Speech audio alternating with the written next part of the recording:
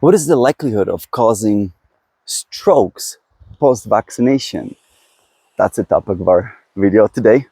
We just did a series on how likely it is to form, or not how likely, basically about the possibility of forming very strange clots due to spike protein, allegedly post-COVID for sure, and to some degree post-vaccination.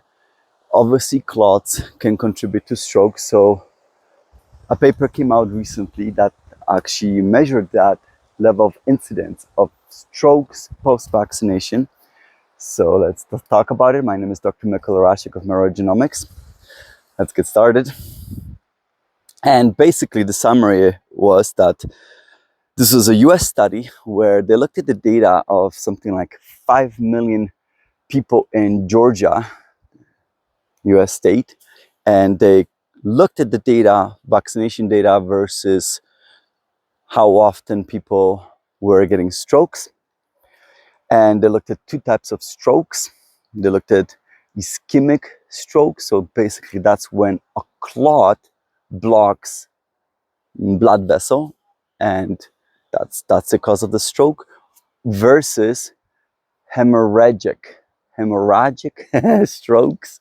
That's basically where the blood vessel bursts and you start bleeding into the brain. So those two types, they looked at it only in first 21st days post-vaccination. Why 21st days? Is because this way the authors ensured that this was only looking at the likelihood of causing strokes post first vaccination only.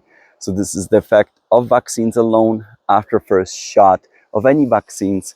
They looked at all types of vaccines, but only 3 types were measured in that state. 54% of those 5 million people who took the vaccine were the Pfizer vaccine, about 41% were Moderna, and the last remaining 5% were the adenovirus vaccine. Okay, so what is the incidence? The incidence actually was extremely low. It was about, in total, for the ischemic stroke, so the one where clot blocks the blood vessel, it was just somewhere around 9.5 incidents per 100,000 people. So quite low. And we're going to compare it against what is the typical rate observed in the population in just a moment, because I was curious about that, versus only something like 1.7 for the hemorrhagic stroke, so the ones where you bleed out in your brain. So that's really good news and incredible news as well. And basically the authors were mentioning, and now of course they stratified it based on gender and ethnicity and age. And the biggest contributing factor for the likelihood of experiencing stroke was actually COVID-19 infection post-vaccination. Speaking of which, out of all of that data, what the author said is that approximately 9% of all of those individuals were previously infected before they took a vaccine. So that's a very interesting number, in my opinion. And the reason why is because it kind of tells you, for that state, what is the average likelihood of a person being infected prior to vaccine. Why is that important? Is because it looks like for the mRNA vaccines, which was the majority of these individuals who took these vaccines, where they took mRNA vaccine, obviously 95%. We discussed this data. There's a likelihood that such individuals could be producing these unusual IgG4 antibodies, and what might prevent production of these antibodies, so check out series dedicated to that, is if such individuals were infected first, naturally infected first, and then such individuals no longer produce these unusual antibodies. So then what is the likelihood of people being infected first prior to taking vaccine? Well, in this particular population, and of course this will always differ a little bit in different geographical regions, is about 9%. So that's why I thought this was an interesting statistic. But the other very interesting statistic was how many got infected after vaccination, and it was quite low. It was about 0.4% that got COVID-19 within those first 21 days of receiving vaccine. Now, here's the crazy statistic that if you got infected post-vaccination, your likelihood of experiencing stroke increased eightfold. So dramatic difference. And the authors commented on this. Listen, we've known this in the past that COVID-19 disease itself dramatically increases the likelihood of experiencing both type of strokes that we were discussing. So, but they didn't give any numbers, the authors, they just provided a reference. So I checked out that reference. So let's now talk about that really quick. And basically, the only thing that the previous authors of the first publication I just talked about mentioned that those who experienced COVID-19 and had stroke typically were younger than what you would normally observe in a population, and that age difference was approximately 6 years younger on average than what is typically seen in population. They also had more severe strokes and greater likelihood of dying in a hospital and greater likelihood of obstructing those blood vessels. So just simply more severe strokes. But what are the incidents? Then I looked at the other paper and it was staggering. So this other paper, it didn't look at data of any particular population. What they did is they did a meta-analysis of published literature. Meta-analysis means when you start looking at all of the different publications devoted to a specific topic and see what are the statistics based on all of the different publications. So meta-analysis is usually some of the best publications to look at.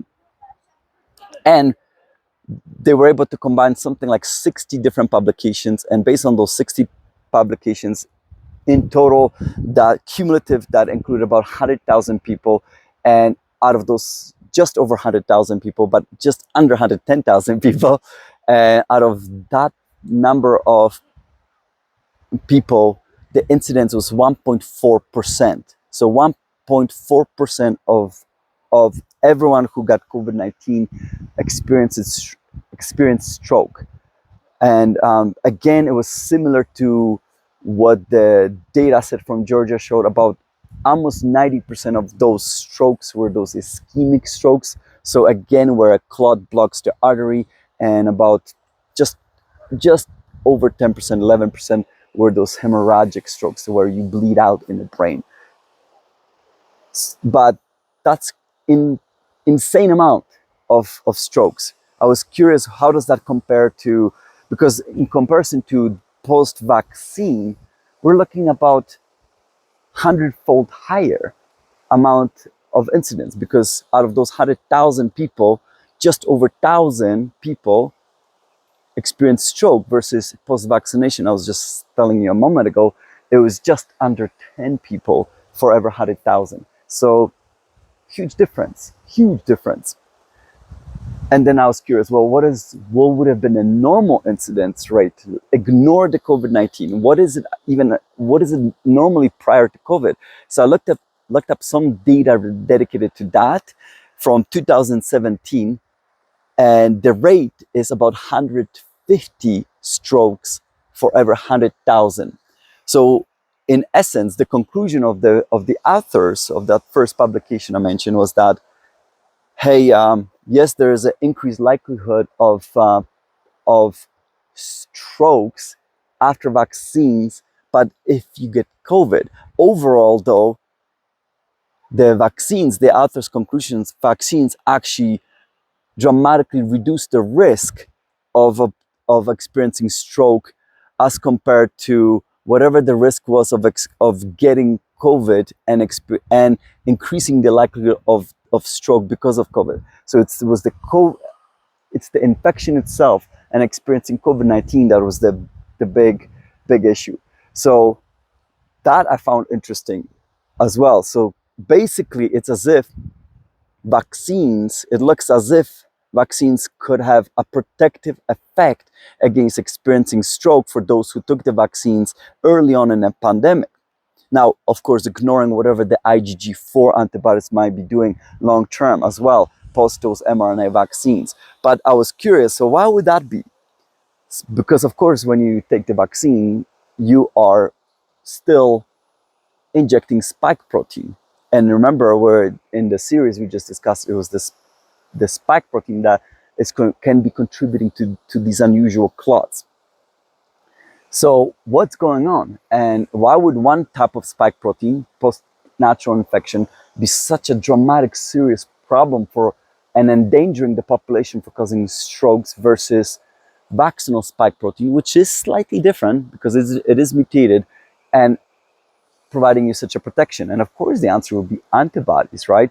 So I looked at when the people were vaccinated in this study, and the vast majority of them were in 2021, and just I think the data set stopped at the start of 2022. So really, we're talking about at the early stages of mass vaccination in that particular American state. And that would make sense because, of course, that's when the population who got vaccinated still were producing antibodies that were neutralizing, meaning the antibodies were effectively stopping the virus from causing its damage. But remember, of course, we had immune escape since then, meaning the virus managed to mutate so that the antibodies from vaccine that were produced in the body because of vaccination, they no longer work. So we'll be curious to see what the likelihood of strokes is now in comparison to back then, when people were being vaccinated and protected by antibodies, in comparison to the unvaccinated who simply got infected and had to cope with the consequences of infection, as compared to now when these antibodies no longer work. So I would be curious to see what that looks like in the future. All right, I'm gonna wrap it up here, and hope you like this different mountain view from Europe.